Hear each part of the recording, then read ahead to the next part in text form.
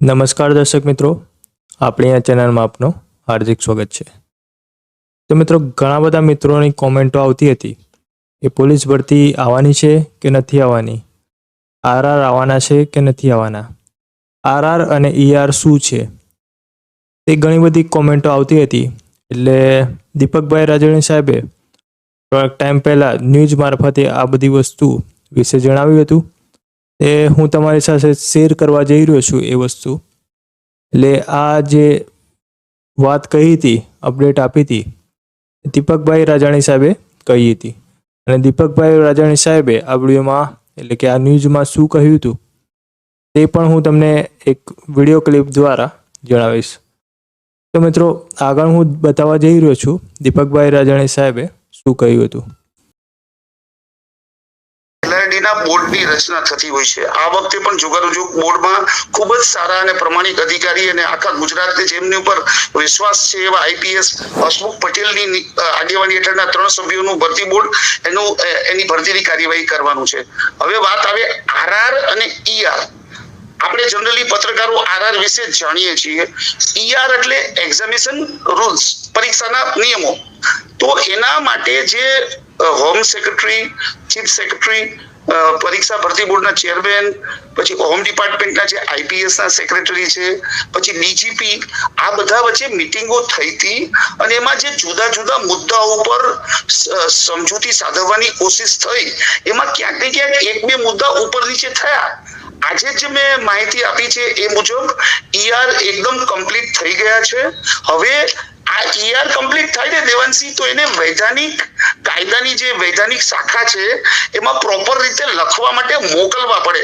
લોકોને શું થાય, આપણે એમ મેસેજ કરીએ કે આરઆર ફાઇનલ સ્ટેજ ઉપર આવી ગયા એટલે લોકો એવું સમજવા માંડે છે કે 5-7 દિવસમાં ડિક્લેર થઈ જાય।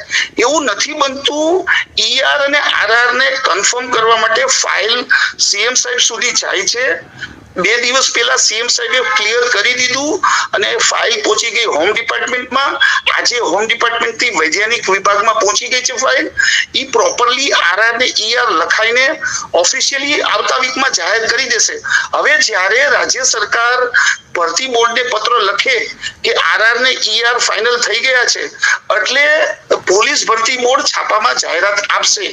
તો આ પ્રોસેસ જે છે ભરતીની જાહેરાત આપવા પહેલાની, એ ઈઆર અને આરઆર ફાઇનલ કરવાની હતી।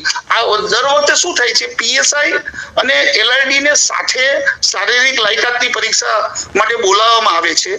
તો મેં તપાસ કરી તો મને કહેવામાં આવ્યું છે કે લોકસભાની ચૂંટણીની જાહેરાત થાય એ પહેલા જાહેરાત 100% આવી જવાની પૂરેપૂરી સંભાવના છે। અને એને લોકસભાની ચૂંટણીની આચારસંહિતા એટલા માટે નહીં નડે દેવાંશી, ઘણા બધા લોકોના મનમાં ઘણા બધા પ્રશ્નો છે કે આચારસંહિતા આવી જશે તો, પરંતુ જાહેરાત થઈ ગઈ હોય એ વસ્તુને આચારસંહિતા નથી નડતી। એટલે પરીક્ષા શારીરિક લાયકાત યોજાઈ જશે, પછી એના પછી લેખિત પરીક્ષા આવશે। આજે એક મુદ્દો એવો પણ ઉપસ્થિત થયો છે કે પીએસઆઈ માં પહેલા 2 પરીક્ષા હતી લેખિત પરીક્ષા, એમાંથી 1 લેખિત પરીક્ષા કરી દેવામાં આવી છે।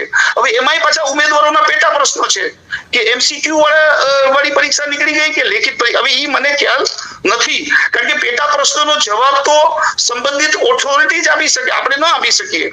એટલે આરઆર ફાઇનલ થઈ ગયા છે અને 100% લોકસભાની ચૂંટણી ડિક્લેર થશે એ પહેલા એની જાહેરાત આવી જવાની પૂરી શક્યતા છે। તો મિત્રો, દીપકભાઈ રાજાણી સાહેબ એક સારા એવા જર્નાલિસ્ટ છે અને તેમની પાસે બધી જ માહિતી હોય છે। તો તેમને જણાવ્યું તે પ્રમાણે સાચી વાત હોઈ શકે છે। અને જેમને કહ્યું આરઆર અને ઈઆર શું છે અને આ પ્રક્રિયામાં કેમ વાર લાગી રહી છે, તો દીપકભાઈ રાજાણી સાહેબે જે જણાવ્યું છે એ સારી બાબત છે અને એમની જે માહિતી હોય છે એ સાચી અને સચોટ હોય છે। તે માટે મેં તમને આ વિડીયો ક્લિપ બતાવ્યું છે અને ઘણી બધી કોમેન્ટો આવવાથી એટલે મને લાગ્યું કે આ વિડીયો મૂકવો જોઈએ। તો મિત્રો, તમને આપણી આ માહિતી ગમી હોય તો વિડીયોને લાઈક કરી દેજો અને કોમેન્ટમાં જરૂરથી જણાવજો કે તમને આપણી આ માહિતી કેવી લાગી।